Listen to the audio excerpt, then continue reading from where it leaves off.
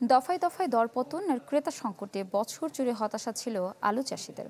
মৌসুমের শেষ দিকে লাভের আশা দেখা দিলেও শেষ পর্যন্ত লোকসানই মেনে নিতে হচ্ছে কৃষকদের। ঋণের বোঝা মাথায় নিয়ে শূন্য হাতে বাড়ি ফিরতে হচ্ছে তাদের।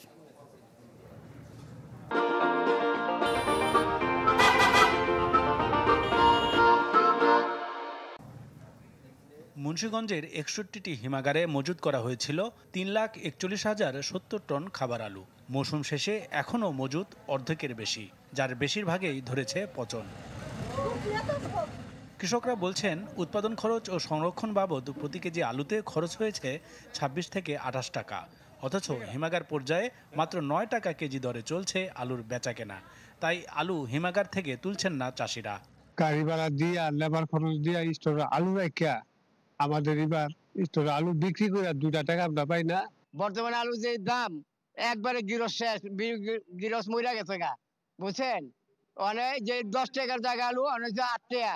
আর কৃষকের যে লস গেছে বর্তমানে আর আলু কৃষকে আর লাগাবে না।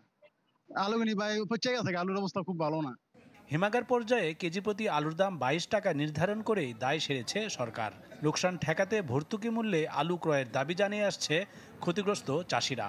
প্রতি মোকামের মধ্যে একটা মনিটরিং কইরা যদি আপনার ২২ টাকা রেটটা যদি নির্ধারণ করে দেওয়া হইতো, তাহলে এখনো সর্বশেষ পর্যায়ে এখন কৃষকেরা আলু বিক্রি করতে আসবো, কারণ ওদের এই সময় আলু লাগানোর মৌসুম।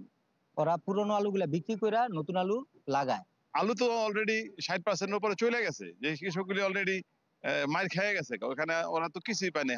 হিমাগারে মজুদ থাকা বিপুল পরিমাণ আলুর ভবিষ্যৎ নিয়ে আশা জাগা নিয়ে বার্তা নেই কৃষি বিপণন অধিদপ্তরের কাছে। পাইকারি এবং খুচরা পর্যায়ে নির্ধারণ করে দিত, সেক্ষেত্রে এই জিনিসটা কার্যকরী হতো। আলুর ভবিষ্যৎ সম্ভাবনা হচ্ছে যে আমাদের আলু রপ্তানির ব্যবস্থা করতে হবে।